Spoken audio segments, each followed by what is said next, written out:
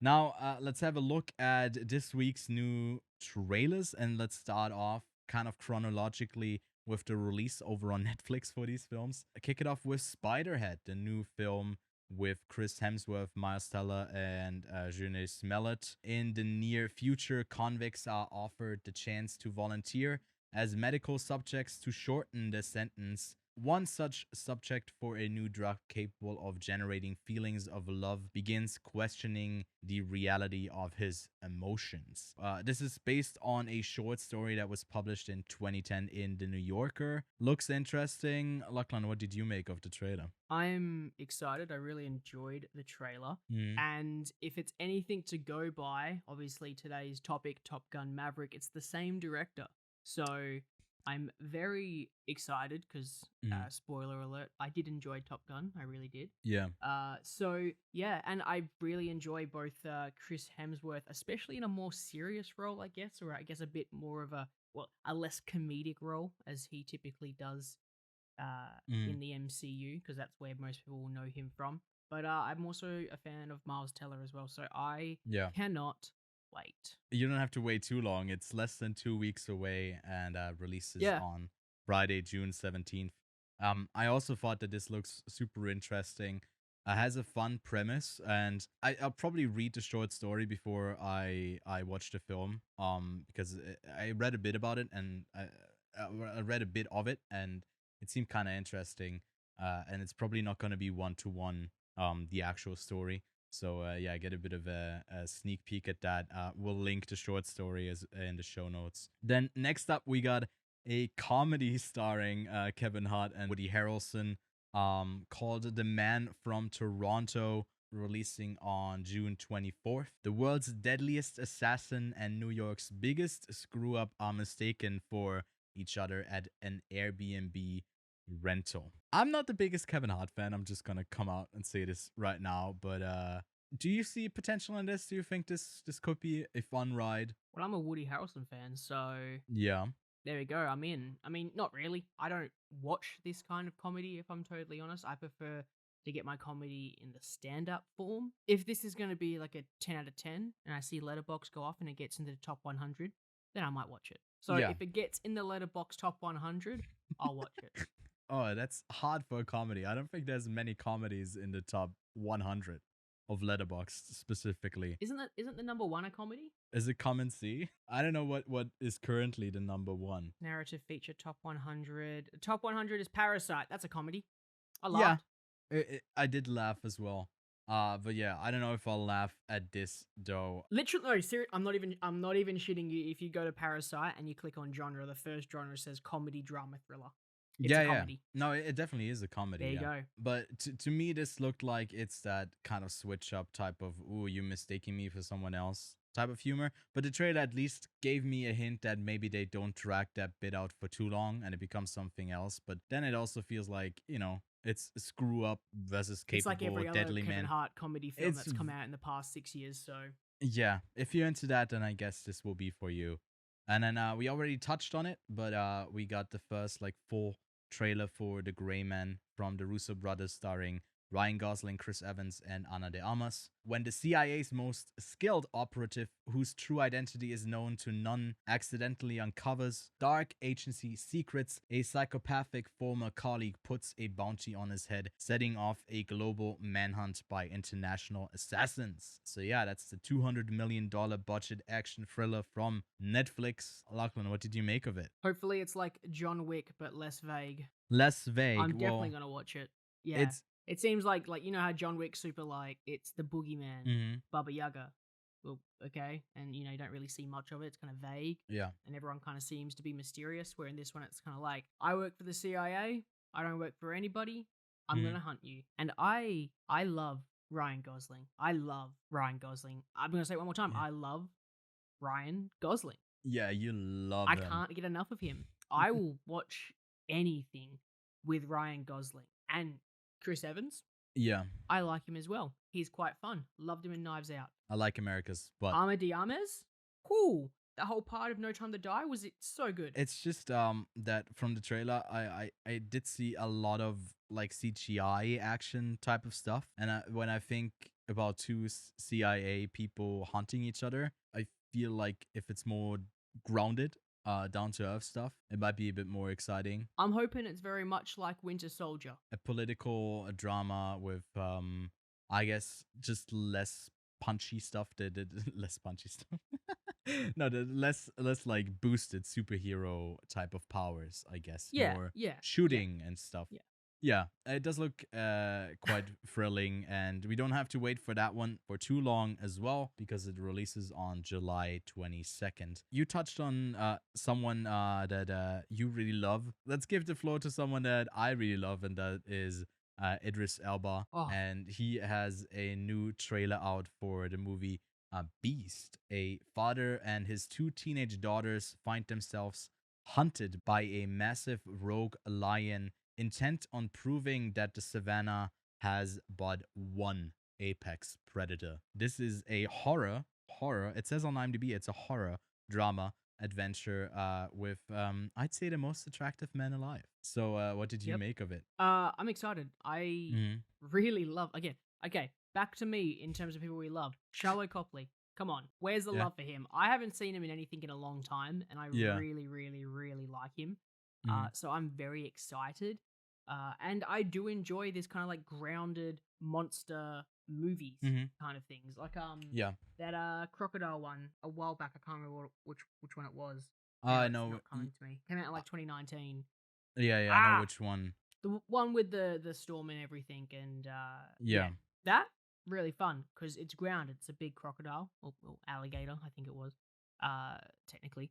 But hey, keen to see massive lion. Also, quick shout out, Idris Elba's music career, super underrated. He does music. I didn't know that. The movie is called Crawl, by the way. But yeah, it's Crawl, that's it. Yeah, I didn't know that.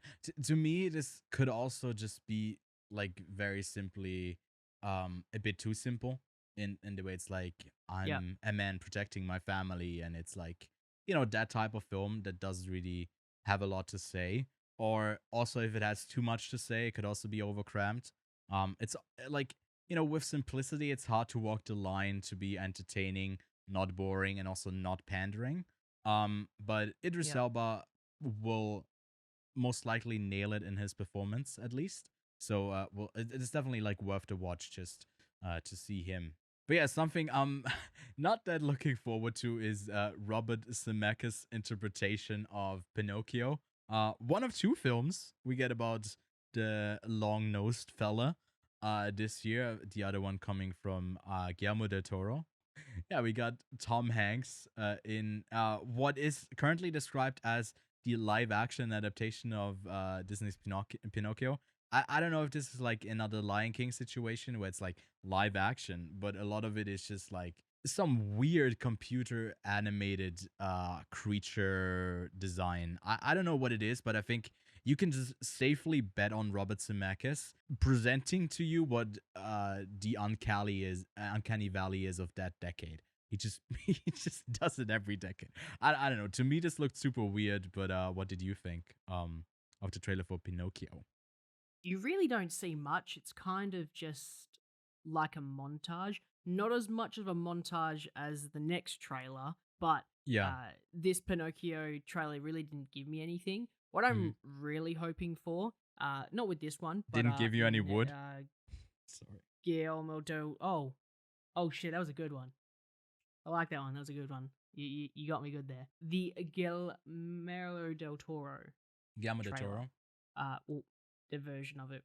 Mm-hmm. I hope, I really hope that they actually use a puppet Mm-hmm. and then they just like CGI the strings out. I'd love to see it. And I was kind of hoping this would do that because like live action, it's not too difficult to do a puppet that's alive.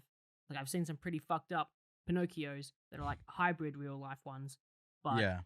I really feel like they could do a puppet well. CG puppet, maybe. But there are some pretty talented puppeteers out there. So, Mm-hmm. look, it's one of two Pinocchio movies that are going to come out. Pinocchio is nowhere in my top, like, 10 beloved child stories of all time. So, I'm not excited for it Yeah. at all. I'm definitely more keen to see what Guillermo del Toro does with it. I guess it's interesting if you have these I don't know if they're public domain, but they're at least copyright wise. It's not just with Disney because Netflix can also do something with it. Yeah. We're not going to talk about the trailer, but I think Winnie the Pooh recently came into public domain 1 or 2 years ago, and it was a trailer that was like a Yeah. horror I movie saw for that. that, and it's like almost gonna include this in our trailer watch, but it's so clearly just a like no budget film that's capitalizing on that's Winnie the Pooh, but like dark and horror like. Uh, so I don't know. Seek it out if you're interested in that, but it's more of like a quick laugh that you can have, not in a movie that you're actually gonna watch. Oh, and like, by the way, no hate on Zemeckis in terms of, because I'm sure the movie is going to be a good movie. This guy doesn't pump out shit flicks. I think every movie that he's done has pretty much been average. We'll ignore kind of his more recent ones, but like, I don't think he's ever released a movie, especially since these movies are directed more for kids. Mm, I don't think any kid is going to look at The Witches and be like, I hate it, you know, because I'm yeah. pretty sure the original Witches isn't a great film either. I haven't watched it in many years, but you know, it's directed towards kids. I'm not going to judge Well, it too harshly, the but witches I was don't know if scary Guillermo though. del Toro's one, Like they looked Witches was horrific. scary. Yeah, They are it's like scary. yeah, they are. Well, yeah, witches are scary, I guess, but that should be a lesson taught early on. So I guess thank you, Robert Zemeckis, for making them really creepy. You touched on it before, and not as much montage as in the next trailer, which is Mission Impossible 7. It's 7, right? 7, 7.5, I 7. guess. Seven Well, point 7 five, 7 point. 7 point Yeah. something. We don't know yet. Maybe there's a part 3 coming for Dead Is it Reckoning as six and a well. half? Six Is and a it six half. and a half technically? Yeah. Isn't that your shoe size? 6.5? Mine? No, Yeah. I'm a 9. You're 9? I don't know shoe sizes, Australian shoe US sizes. 9. I know So I was just like, EU has a different sizing. yeah, it's very. Anyways, July 2023 is Mission Impossible. Mission So welcome Impossible. to the new shoe Finding podcast shoes with for an Australian guy. Like, oh my god, finding I shoe. sent you the Yeah. wrong Oh my size. god. Wasn't They're all intentional. upside down. You got to invert the shoe. I'm just picturing this way too much. Let's not go down that road, otherwise I can't focus on anything else. To me, this looked a bit choppy, a bit messy. It's definitely like a teaser trailer where it's like not showing you anything of the story so far. It's just like, Man, hey, some people were losing their this is what we mind. They were shot. like, this trailer is just perfect. Doesn't tell you anything. And it's like, the Yeah, trailer should tell you something. This is something. just a Yeah. montage of the action parts, which that's all Mission Impossible has going for it, in my opinion. I mean, people were praising the Avatar 2 trailer, which I thought was just like empty and nothing as Same well. thing. So It's empty and nothing. I don't know. I think people are taking it too far where they have watched one video and show don't tell. And they think that like if you just don't tell anything, that's Yep. great showing. Um, Perfect. so I don't know. To me, it was like, well, there's action. Like who would have figured that Tom Cruise is running in Mission Impossible? Who would have thought? I have to ask you this question because we were debating this question the other day at work. Yeah. Mission Impossible series versus the Daniel Craig James Bonds. Which ones are better? That is a You can't hard. think about it too long. Yeah, I think I'm It's gonna got to be a stick gut with instinct. James Yes. Bond. I think it's Bond because there's some great Mission Impossible films, but I've skipped out on a few. But the highs of the Bond series is like the highs of Mission the Impossible definitely Craig Bond dips series. at the same time that like the. Oh no, I'd say the first couple Bonds with Daniel Craig are pretty good, but I would say that Hmm. Mission Impossible bombs quite quickly, and Yeah. then Ghost Protocol definitely brings it back. Exactly, yeah, and I mean we do have Christopher McQuarrie who has done most of them after I think he started with Rogue Nation, he did Fallout, and now he's doing the two Dead Reckoning, and he was a writer for them. I think if I'm not mistaken before. No, I'm mistaken with that. He did We can the just say that screenplay he's for the Edge of only Tomorrow. director that Tom Cruise likes to work with, so That is fair, yeah. For the next couple of years, they'll be busy with each other. I mean, the first one is in post production right now, and the other one is still filming. And we are getting a release not this year, but in the summer of next year, about a year from now in July 2023. And I just assume that part 2 will probably release in 2024. We won't take a deeper look at any of these trailers, upcoming trailers, but we'll have them linked below if you were interested. First up, is a new war film with Jonathan Majors from Sony Pictures about a Navy flying type of stuff called Devotion. But I think we already got a fill with Top Gun Maverick for those war films about flying. There's no more plain war movies that can look good anymore, unfortunately. It's just yeah, that is fair. It's a really high bar that they set now. And then we got Vengeance coming to theaters on July 29th. Written and directed and led by BJ Novak, who most people probably know from The Office. He was a writer and also one of the characters in that show. We also got Issa Rae and Ashton Kutcher in this, and it's a Blumhouse focus feature co-production. Yeah, the directorial debut for BJ Novak. A darkly comic thriller about a guy, a journalist, and podcaster who travels from New York City to West Texas to investigate the death of a girl he was hooking up with.